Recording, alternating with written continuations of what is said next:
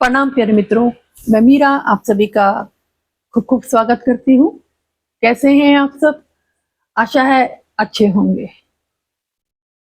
एक मित्र ने पूछा है कि मेरे घर वाले ध्यान का विरोध करते हैं, मैं क्या करूं? और मुझे ध्यान करना बहुत ही अच्छा लगता है। जैसा कि आपने बताया मैं वैसे ही करता हूँ और बहुत आनंदित हूँ। लेकिन अपने घर वालों को मैं कैसे समझाऊं? कृपया बताएं। प्यारे मित्र, घर वाले तो कभी किसी के राजी हुए ही नहीं और ना होंगे, तो ये विरोध तो आपको सहना ही होगा। लीक से हटकर जब हम कुछ करते हैं तो हमारे आसपास के लोग, हमारे अपने प्रियजन हमें पसंद नहीं करते। तो ये स्वीकार कर लीजिए कि आपका ध्यान, आपका आनंद, आपकी मस्ती आपके प्रियजन बर्दाश्त नहीं कर सकते। जब तक हम उनके जैसे हैं तब तक हमें बर्दाश्त किया जाता है। जब हम कुछ नया कार्य करते हैं तो उसकी सहानुभूति, उसका सहयोग बहुत कम परिवार करते हैं।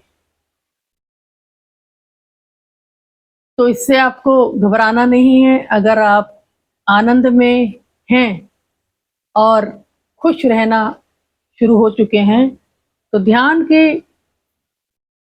निरंतरता को बनाए रखें, उसे छोड़े नहीं। एक दिन ऐसा आएगा कि आपके प्रियजन, आपके परिवारजन आपसे सहमत होंगे, लेकिन उसके लिए वक्त लगता है।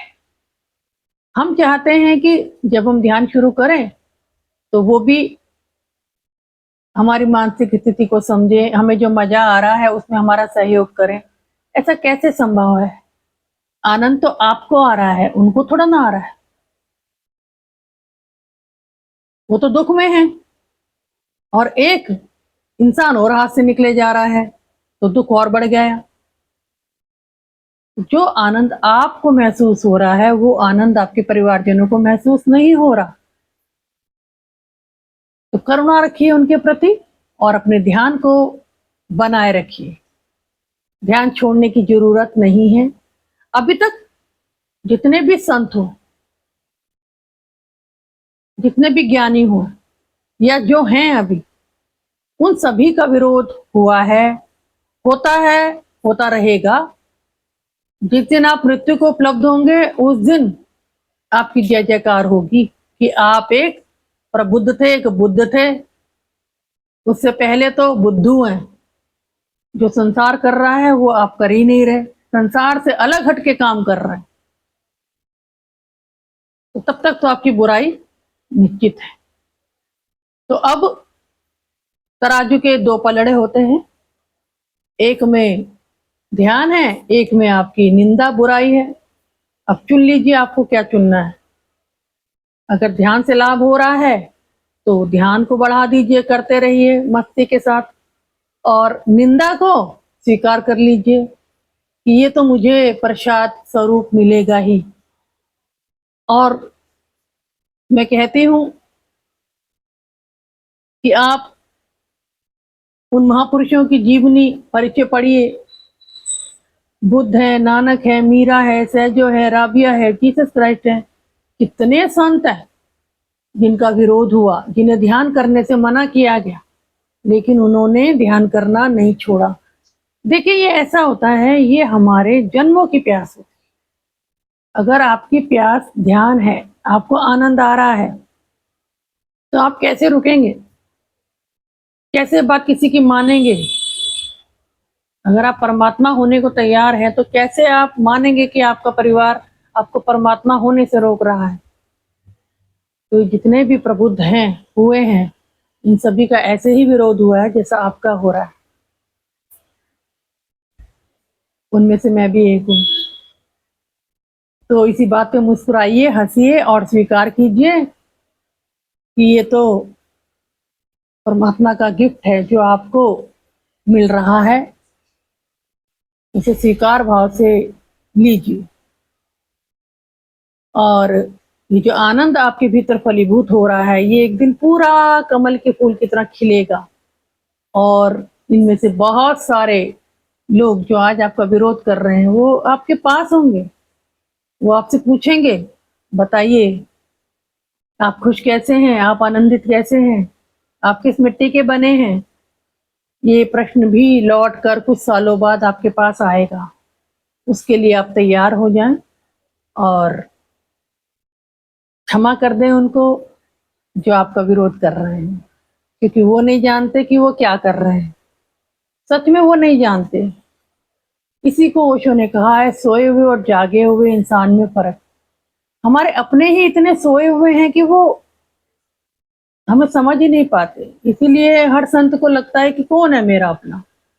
इसीलिए वो मोह से, माया से धीरे धीरे विरक्त होने लगता है और अपनी दुनिया में जीने लगता है मस्त, क्योंकि उसे पता होता है कि जो मेरी खुशी बर्दाश्त नहीं कर पा रहे वो कैसे मेरे अपने। समझ रहे हैं ना, जो हमारी खुशी ही बर्दाश्त नहीं कर पा रहे वो कैसे हमारे अपने हो।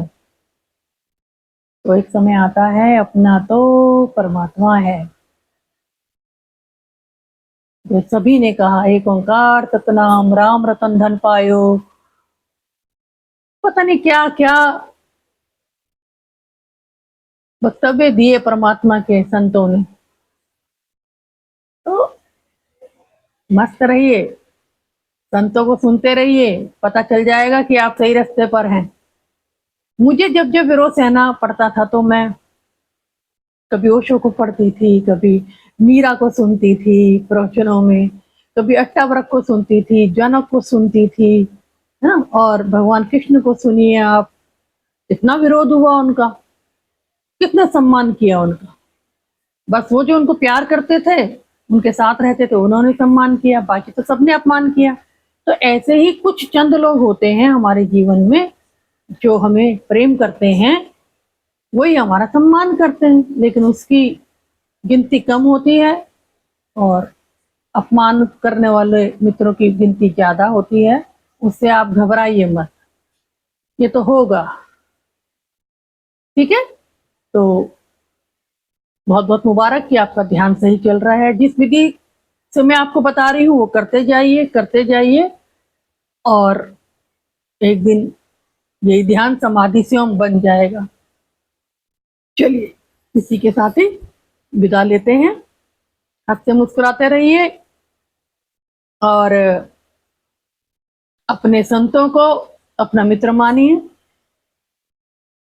आप दुनिया में अकेले नहीं हैं, जो हैं वो भी इस कष्ट को सह रहे हैं और जो चले गए हैं वो सहकर चले गए। ठीक है, चलिए मेरे प्रणाम।